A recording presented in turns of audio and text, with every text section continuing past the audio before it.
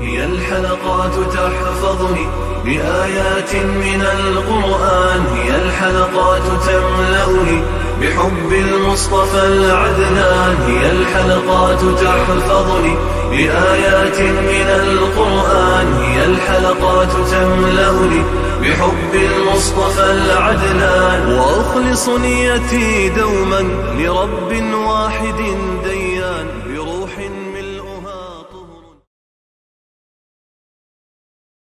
Sure El-Hicre tefsiri 87. ayetten başlayıp okuyayım inşallah.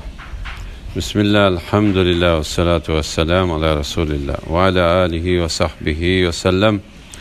Esselamu aleyküm ve rahmetullahi ve berekatuhu.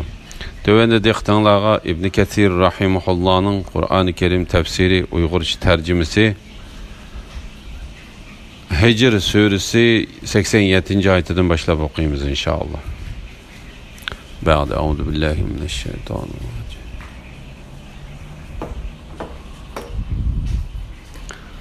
Namazda tekrarlanıp durduğun 7 ayetni, yani Fatiha suresini ve Ulu Kur'an'ni hakikaten sana ata kıldık. Bazı kafirlarning biz bahriman qilgan narsalarga ko'z salmagan, ularning iymon etmaganligidan qayg'urmagan, mu'minlarga kamtar bo'lgan. Qur'onning nozil qilinishi va uningga da'vat qilishning buyurilganligi. Allah Teala Peygamber Aleyhisselam'a mundaq deydi: biz sana kat Kur'an'ni berdik. Sen dünyaga ve onun zibu zinniyetlerine göz salmagan. Biz dünya ehlini bahriman qilgan zibu zinnetler ularni sınash uchundir. Bahriman bo'layotgan zibu zinnetlerning sendimi bo'lishini arzu qilmagan. Ularning seni yolg'onchi deganligi va diningga qarshi chiqqanligi uchun ko'ngling yerim bo'lmasin. Sana ergashgan mu'minlarga muloyim bo'lgin. Allah Teala bu vaqtda mundaq deydi: ey insonlar, shubhisizki sizlarga o'z oranglardan payg'ambar keldi. Sizlarning kulpat chekishinglar uningga ig'ir tuyuldi. Bu sizlarning hidoyat tepishinglarga herisdir. Mu'minlarga amroqdir, nihoyat ko'yimchandir. Oyatdagi takrorlanib turadigan 7 degan so'zning ma'nosi haqida har xil ko'z qarashlar bor. Birinchisi İbn Mas'ud, İbn Umar, İbn Abbas, Mujahid, Sa'id ibn Jubayr, Zahhak ve boshqalar mundaq deydi: u Baqara, Al-Imron, Nisa, Maida, An'am, A'raf ve Yunus'tan ibaret 7 uzun suredir. İbn Abbas ve Sa'id ibn Jubayr bunu alohida ta'kidladi. Sa'id ibn Jubayr mundaq dedi: Allah Teala o surelerde miras ve ceza hükümlerini, ilgirikilerinin kıssalarını ve başka şeriat hükümlerini bayan kıldı. İbn Abbas mundaq dedi: misallarını, ilgirikilerinin haberlerini ve vaaz nasihatlerini bayan kıldı. İkincisi, onun manisi Fatiha suresinden ibaret 7 ayetni gösterdi. Bu Ali, Ömer, İbn Mas'ud ve İbn Abbas qatarlıqlardan rivayet kılıngan. İbn Abbas mundaq deydi: Bismillahirrahmanirrahim 7. ayettir.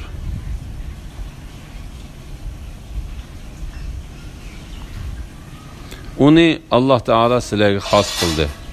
İbrahim Nahai, Abdullah ibn Ubayd ibn Abu Malika, Şehri ibn Şevşab, Hasan Basri ve Mujahid qatarlıqlarmu İbn Abbas'ның fikriga qo'shildi.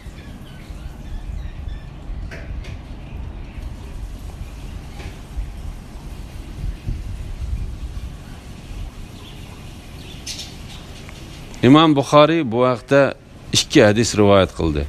Abu Sa'id ibn Mualla mundaq deydi: men namoz o'qiyotgan edim. Payg'ambar alayhisalom yenimdan o'tib ketib meni chaqirdi. Men namoz o'qib bo'lguncha payg'ambar alayhissalomning qishig'i kelmadim. Namozni o'qib bo'lib payg'ambar alayhissalomning qishig'i bordim. Payg'ambar alayhissalom, men seni chaqirsam nimishqa kelmaysan dedi. Men, ey Allohning payg'ambari, namoz o'qiyotgan edim dedim. Payg'ambar alayhissalom, Alloh taolo, ey mu'minlar, Allah ve onun peygamberlerini terildirdiğan, yani ebedi hayatga eriştirdiğan imanğa davet kılsa, onu kabul kılınlar demedim o. Men mescidden çıkıp geçtim burun, sana Kur'an'ın içindeki en ulug bir sözünü ügütüp koyman dedi.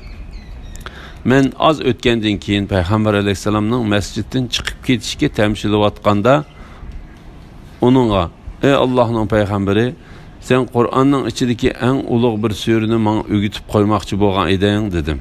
Peygamber aleyhisselam, ha şundaq, u elhamdülillahi rabbil alamin dur. O namazda tekrarlanıp durduğun 7 ayettir ve bana verilgen katta Kur'an'dır dedi. Yeni bir hadiste İmam Bukhari Ebu Hureyre'den Peygamber aleyhisselamның mundaq deganligini rivayet kıldı. Fatiha suresi Kur'an'ın cevheri bulup namazda tekrarlanıp durduğun 7 ayettir ve ulug' Kur'an-ı Kerim'dir.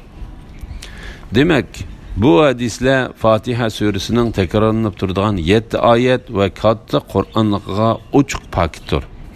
Lekin Fatiha suresinden başka surelerini tekrarlanıp durduğun 7 ayet deb süpetleş zid gelmeydi. Çünkü o surelerde mu bu süpetler tepildi. Şundaqla bu Kur'an'ın hemmisini bu süpet bilen süpetleşki mu zid gelmeydi. Allah Teala bu vakti mundaq deydi. Allah sözlerinin en çıraylıqı bolgan Kur'an'ını nazil kıldı. Fasahatda, balag'atda onun ba'zisiga o'xshab ketadi. Vaz nasihatlar, ahkomlar, qissalar uningda takrorlandi. Demak, Qur'on bir tarafdan ma'nisi bir-biriga o'xshab ketadigan, yana bir tarafdan takrorlanadigan ulug' Qur'ondir. Ba'zi kafirlarning biz bahriman qilgan narsalarga ko'z solmagan, ya'ni Alloh taolo sana bergan katta Qur'onni g'animat bilib, ular bahriman bo'layotgan, tugab ketadigan nozu ne'matlarga ko'z qiringni solmagan. Avfi ibn Abbasning bu oyat haqida mundaq deganligini rivoyat qiladi. Bir odamning o'zining hamrohida bor bo'lgan narsani mendimu bo'lsa deb orzu qilishi mani qilindi. Bir odamning o'zining hamrohida bor bo'lgan narsani mendimi bo'lsa deb orzu qilishi mani qilindi. La ilaha illalloh Muhammad Rasululloh. Men haqiqatan sizlarni Allohning azobining nozil bo'lishidan oshkora ogohlantiruvchiman degan. Parçalıvetkichilarga, ya'ni Yahudilar va Nasaralarga Tavrat bilan Injilni nazil qilgandek, sana Fatiha suresi bilan ulug' Qur'onni nazil qildik. Ular, ya'ni Yahudilar va Nasaralar Qur'onni parcha qilib etdi.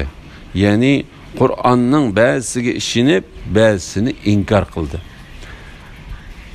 Rabbingning nomi bilan qasamki, ular, ya'ni xaloyiqning hammasining bu dunyoda qilgan ishlarini cho'qim so'raymiz. Payg'ambar alayhissalomning oshkora ogohlantirg'ich ekanligi. Alloh taolo Payg'ambar alayhissalomni kishilarga mundaq deyishga buyurdi. Men haqiqatan sizlarni Allohning azobidan nozil bo'lishidan, Allohning azobining nozil bo'lishidan oshkora ogohlantirg'uchiman. Ya'ni Payg'ambar alayhissalom ilgariki ummatlardan o'zining payg'ambarlarini yolg'on degan kishilardan Alloh taolo intiqom ilib ularga azob tushirgandek, o'zini yolg'on deguchilarni ularga dardlik azobning tushishidan ogohlantirdi. Imom Buxoriy va Muslim Abu Musa radhiyallohu anhudan Payg'ambar alayhissalomning mundaq deganligini rivoyat qildi. Men ve Allah Teala bilen evet Allah Taala men bilan avatgan payg'ambarlik xuddi o'z qavmiga kelib, ey qavmim, men haqiqatan bu tarafga bostirib kelayotgan bir qo'shinni o'z ko'zim bilan ko'rdim. Men haqiqatan oshkor ogohlantiruvchiman. O'zinglarni qutqizinglar degan bir kishiga o'xshaydi. Uning qavmidan bir turkum kishilar uningga itoat qilib, qorong'u tushishi bilanla yo'lga chiqib, panoh joy tepib o'zlarini qutqizdi. Yana bir turkum kishilar bo'lsa, uni yolg'onchi deb qarab, o'z o'rinlarida tong otqizdi. Shuning bilan sahada qo'shin bostirib kelib, ularni tel-to'kis yo'qotdi. Ayni shu menga itoat qilgan va men ilib kelgan narsaga ergashgan kishi bilan menga osi bo'lgan va men ilib kelgan haqni inkor qilgan kishining misolidir. Parchilayotkichilarga degan so'zning tafsiri.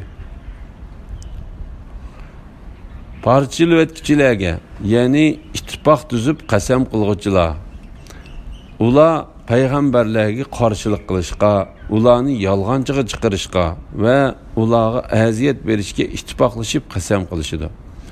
Alloh taolo bu vaqtda Salih alayhissalomning qavmining so'zidan xabar berib bunday deydi. Ular o'zaro Alloh bilan qasam qilinglar dedi. Ular aytdi: bir kechida Salihni va uning tavbalarini cho'qim o'ldiraylik. Ondan cho'qim uning, ya'ni ularning egisiga u o'ldirilgan chog'da biz ustida emas edik. Biz haqiqatan rostchilmiz deyli. Mujahid o'zaro qasam ichishgan deganlik bo'ladi dedi. Allah Taola'nın tövendeki ayetlerine o'xshash, ular Allah o'likni terildirmaydi deb qattiq qasam ichishdi. Undaq emas, ya'ni o'likni terildirdi. Allah va'dasini cho'qim ishga oshirdi. Lekin insonlarning to'lisi Allohning qudratini bilmaydi. Shunlashqa o'lgandan keyin terilishni inkor qiladi. Ularga sizlar ilgari biz hergiz yo'qolmaymiz deb qasam ichmaganmidinglar deyildi.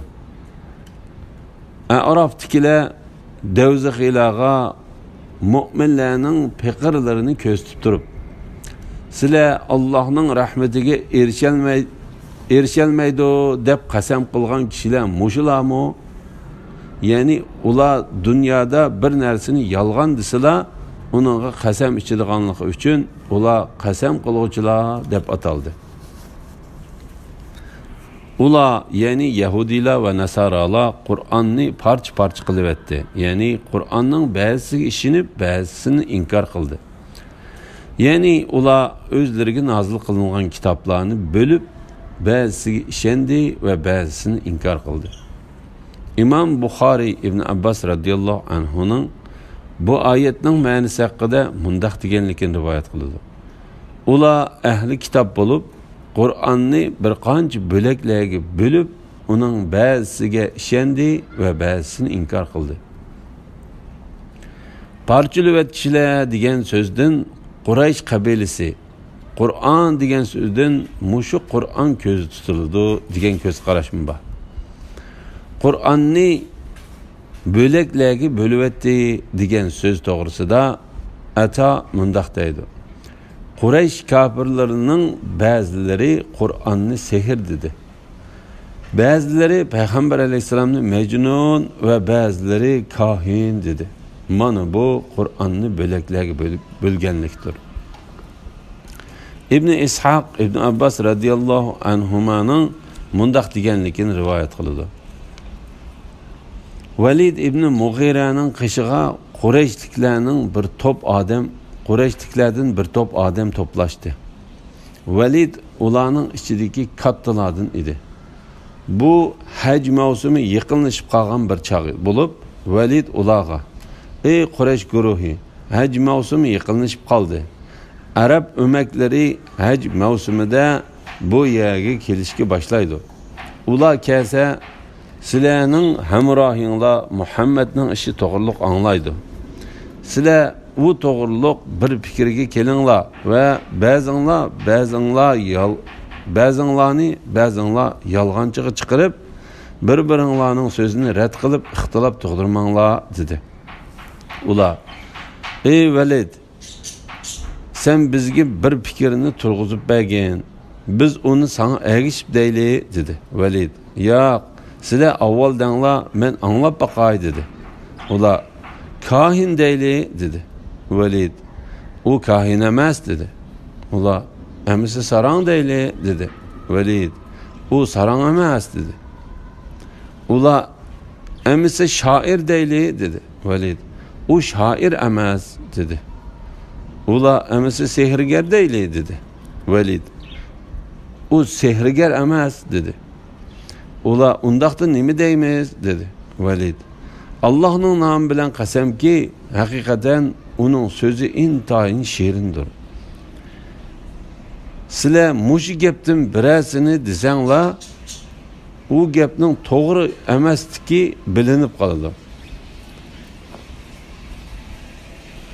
Ammo sehrgar degan so'zinglar bir oz mos keladi ekan. Biroz mos keladi ekan. Sizlar uni sehrgar denglar" dedi. Shuning bilan ular payg'ambar alayhisalomni sehrgar deydigan bo'lib, Validning qishidan tarqilib ketishdi. Ular haqida Alloh taolo bu oyatlar nozil qildi. Ular, ya'ni Yahudilar va Nasaralar Qur'onni parcha-parcha qilib etdi. Ya'ni Qur'onning ba'zisiga ishinib, ba'zisini inkor qildi. Robbingning nomi bilan qasamki, ular, ya'ni xaloyiqning hammasining bu dunyoda qilgan ishlarini cho'qim so'raymiz. Abu Ja'far Rabi'tin Abu Aliyaning bu oyatlar haqida mundaq deganligini rivoyat qildi. Bandilarning hammasi qiyomat kuni nimaga ibodat qilganligi va payg'ambarlarga nima deb inkos qaytarilganligidan iborat ikki ishdan so'rildi. Ali ibn Abu Talha ibn Abbas radhiyallohu anhumaning bu oyatlar va bu kunda hech bir inson va jin o'zining gunohidan so'ralmaydi.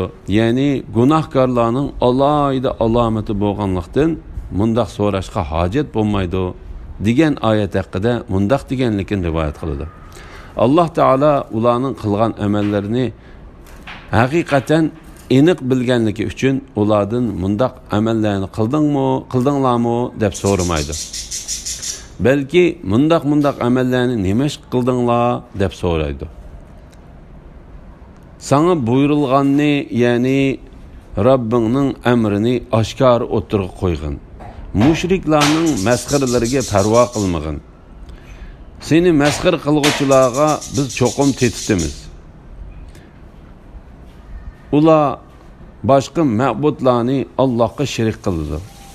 Ular uzoq qolmay ishning oqibatini biladi. Biz ularning so'zlaridan yuragining siqilayotganligini obdan bilamiz. Rabbinga hamda va tasbih etqin, ham sajda qilguvchilardan bo'lgin. Sen o'zingga o'lim kelganga, ya'ni ajling yetganga qadar Rabbinga ibodat qilgin. Haqiqatni oshkora o'ttirg'a qo'yib ijro qilishning buyurilishi. Alloh taolo Muhammad alayhisalomni payg'ambarlikni yetkazishga va uni oshkora o'ttirg'a qo'yib ijro qilib, mushriklarga taqobil turishga buyurib mundaq deydi. Sen buyurilganni, ya'ni Rabbingning amrini oshkor o'tirib qo'ygin. Ibn Abbas bu oyatni uni ijro qilgan deganlikdir deb tafsir qildi. Mujahid namozda Qur'onni unlik o'qu deganlikdir dedi. Abu Ubayda Abdullah ibn Mas'ud radhiyallohu anhuning mundaq deganligini rivoyat qildi. Payg'ambar alayhisalom bu oyat tushkicha maxfiy da'vat qilgan edi. Bu oyat tushgandan keyin payg'ambar alayhisalom va sahobalari oshkora da'vat qilishga chiqdi. Mushriklardan yuz o'rishga buyurish va masxir qilguvchilarga Alloh taolaning o'zi taqobil turdiganligi. Mushriklarning masxirlariga parvo qilmagin. Seni masxir qilguvchilarga biz cho'qim tetimiz. Ya'ni Rabbingning sana nazil qilgan narsasini yetkizgin ve seni Allah Taalaning oyatlaridan to'smoqchi bo'lgan mushriklarga parvo qilmagan. Ular sening o'zlari bilan madara qilishingni, shuning bilan o'zlarining sen bilan madara qilishini arzu qiladi. Ulardan qo'rqmagan. Allah Taala çokum ulardan hesap alıdı ve seni ulardan muhafizet kılıdı. Allah Taala bu vakti mındaq deydi.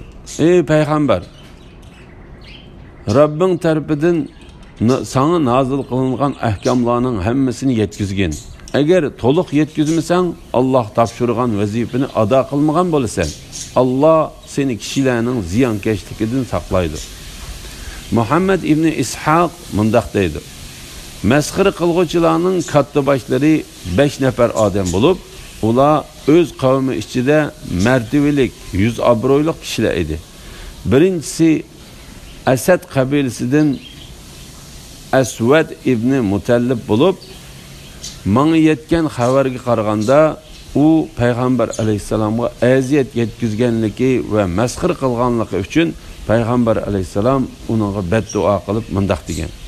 Ey Allah, onun gözünü qargı qilib etken ve onun balasını halak qilib, onu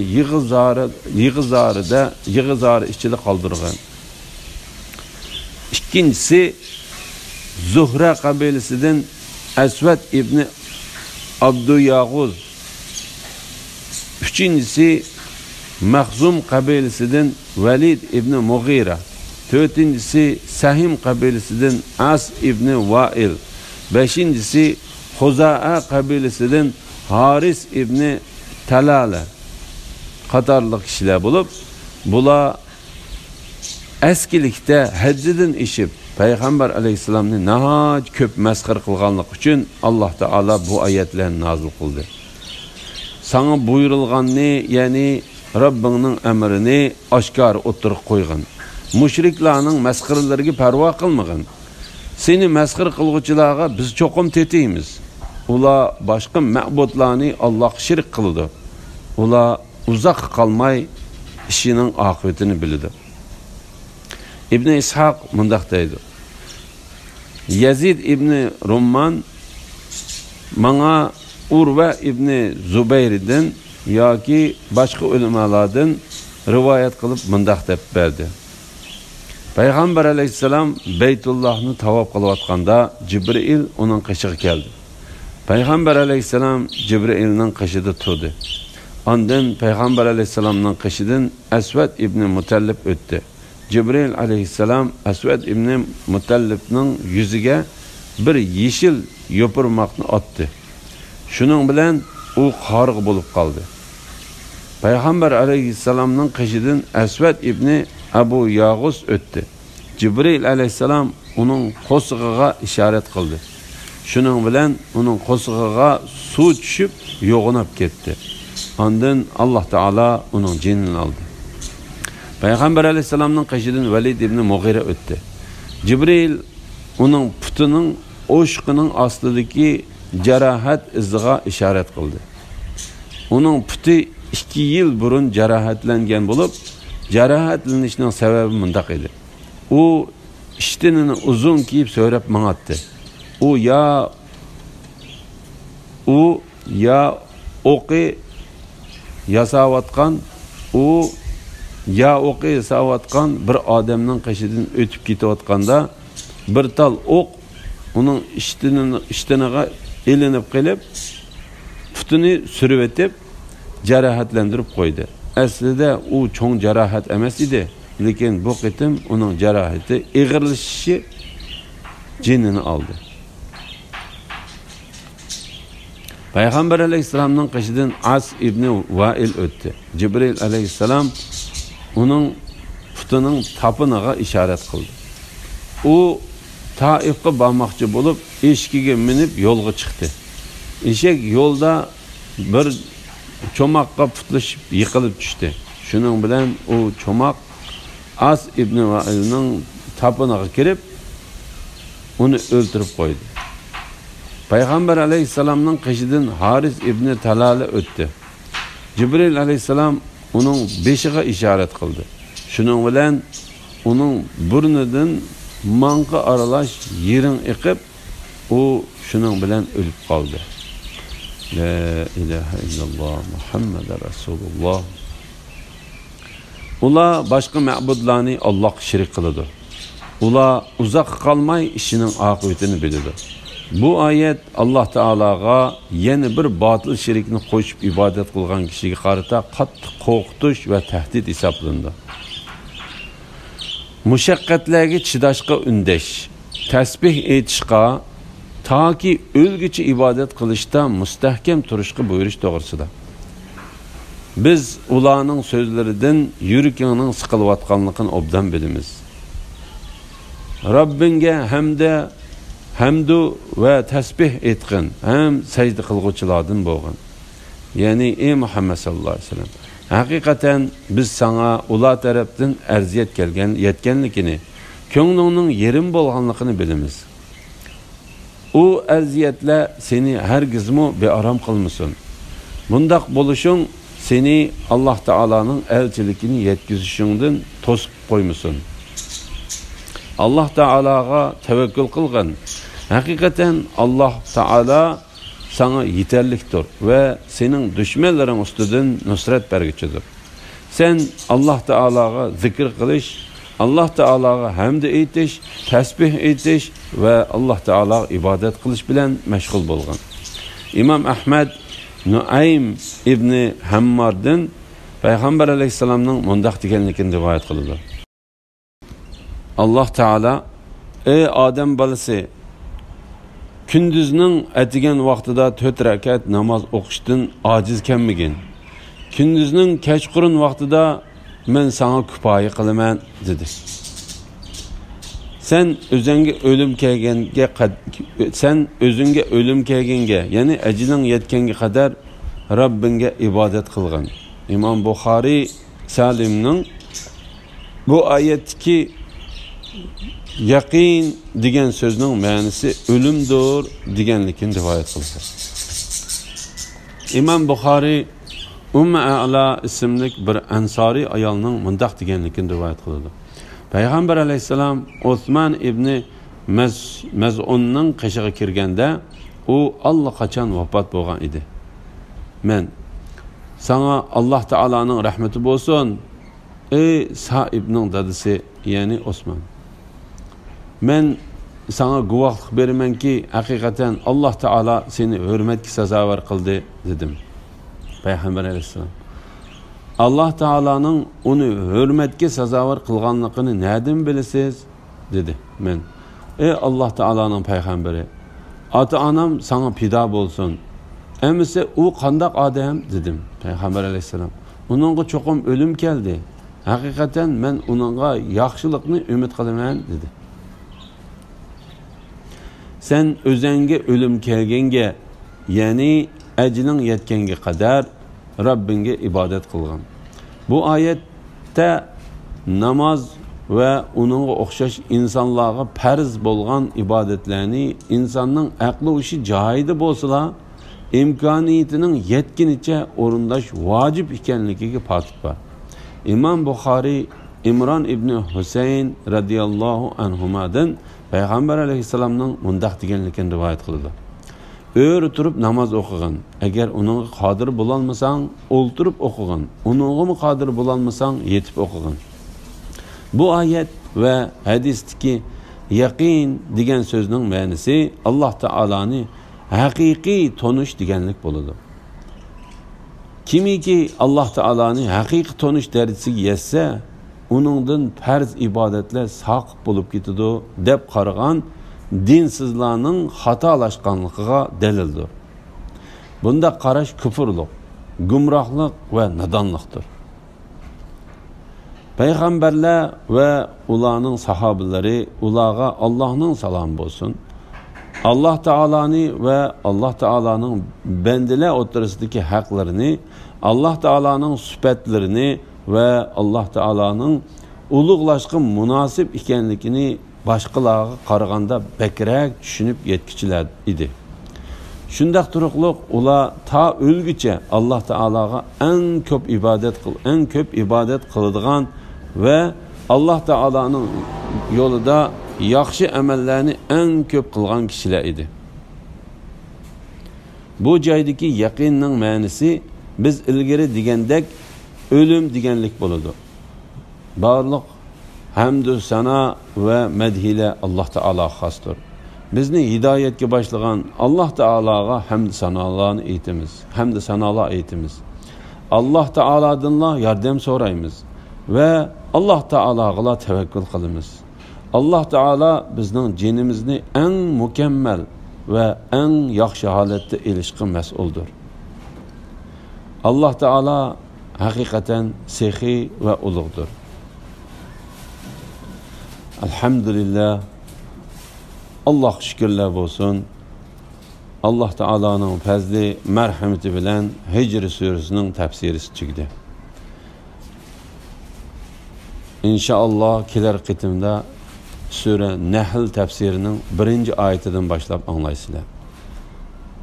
Ve sallallahu ala Muhammed ve ala alihi ve sahbihi sellem. Esselamu aleyküm ve rahmetullahi ve berekatuhu.